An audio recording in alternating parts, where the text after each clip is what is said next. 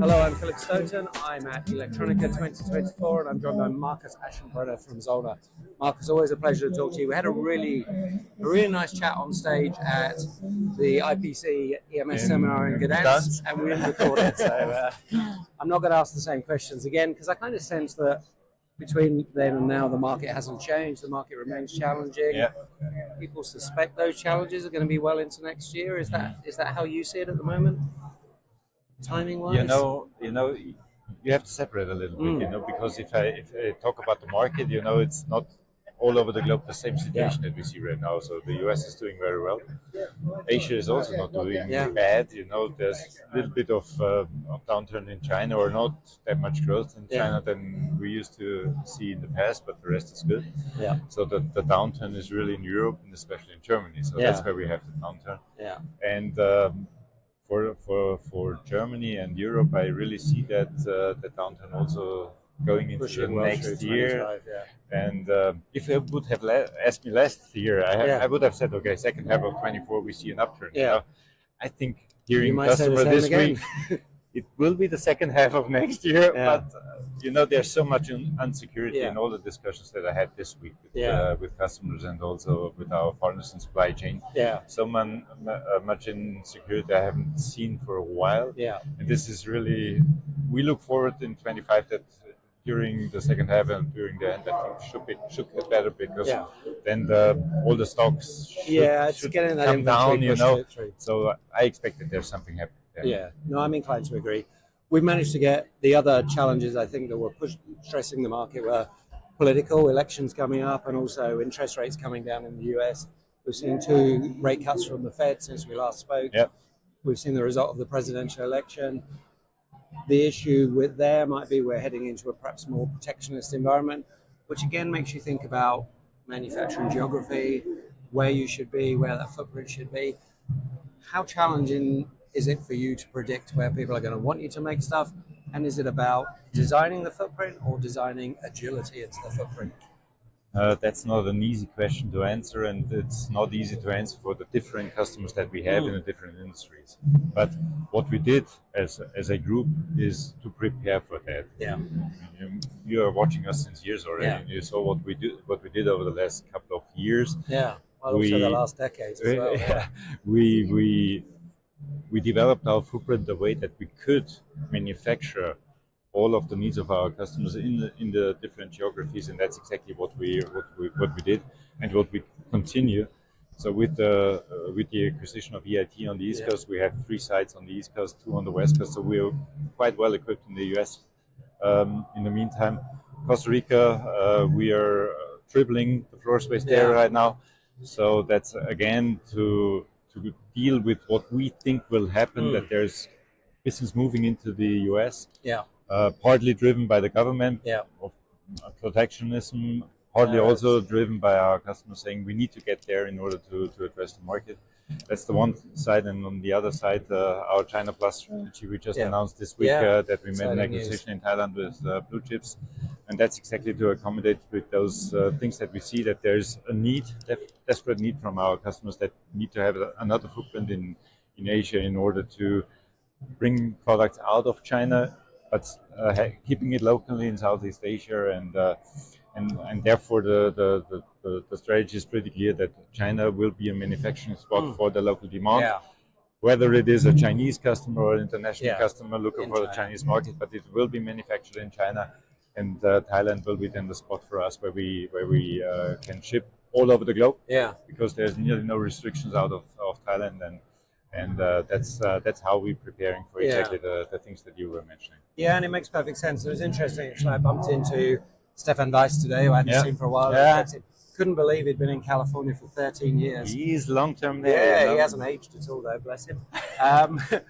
But he was telling me how delighted he was with the EIT thing and how it was a good cultural fit for you. When you look at companies like Blue Chip and those we used to Zollner putting their own facilities in places, so it's automatically your culture. When you're acquiring, it must be really important to try and at least recognize some matching culture. So we are not doing it the usual way, hiring an M&A company who is looking for candidates. We do it a little bit different. That we have a good network. We know a lot of companies, and it's actually what you're saying. We are a family-owned company with an own culture, and that culture is very important for us because you were visiting most of our sites, and I think you have a very good overview that the culture that we have in Germany, we already developed that culture around the globe in all our sites. And it works. And your customers expect it. And our customers are expecting this and like that. And especially then if we are acquiring a company, one of the really things where we spend a lot of time is getting a feeling for the culture which is there. And looking at EIT is a family-owned company. Having the same cultural layout or base that we have, and for Bluechips it's the same. So a German family running or developing founding and developing a company in Thailand with really the same spirit that we have and a proper cultural fit. That's very seldom. And this is exactly why we did it. Why they're a good fit. And it's that passion for quality engineering, passion for performance, and the way you support the customer. For people. Passion for people is the most important topic. Quality, technology, all that kind of stuff, that's also necessary, but people is the most important thing. No, absolutely. And it goes all the way back through the history of the business. One of the things I really like about Zollner and that stands out, and I've always, as I've watched the development of the industry, I'm always interested in the DNA of companies. What makes companies different? What makes the larger players different from each other? And Zollner's never wavered. It's been Zollner as we know it for as long as I've been in the industry, and that's 25 plus years. And you recognize that when you're in a Zollner facility. You recognize that when you're talking to a Zollner executive, and they've avoided that temptation to chase bright and shiny things, different operations. They know the most important word is service, and they deliver on that. Is that something that's just happened? Has that been a cultural core, or have you constantly had to maintain that? So I think that was there from the beginning, because it's the spirit how our founder founded the company, and what he tried to teach us as young kids getting grown up in the company. He teaches us that how to handle customers, how to treat people is very important, and that's the cultural fit that we think is for the business that we are doing, which is more in technology, low volume, high mix, complex systems in the high technology field. I think this is why we're seen as a very reliable, long-term thinking and customer-oriented partner, and that's exactly the culture that was there from the beginning, and that we try to keep on and also develop further. Although we are growing on a global footprint, and that's one of the hard things to do, because it's not that easy. But that's something that we want to keep.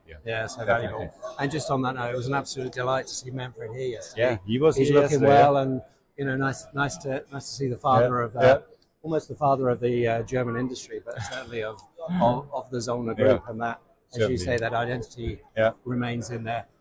What I think is fascinating is there's lots of tradition in what you do, but there's also a desire to do new things. The partnership that you talked about with Luminovo, for example, the way you're embracing AI and new technologies, the way you're using your domain expertise as a manufacturer to match with other people's domain expertise in the application of AI or inspection of things to do really good things. That's hugely valuable, and that's helping you stay in front, I guess.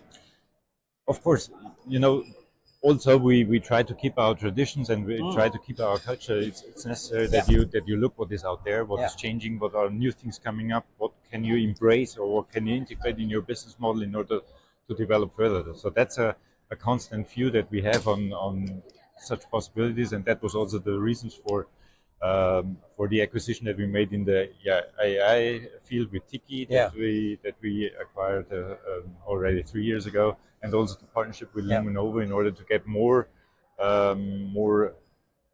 power in the whole AI arena, and also in the interface towards customers, towards suppliers, and that's exactly why we did this. And this is a constant view that we have on digitalization, automation, new technologies. What could the market require tomorrow?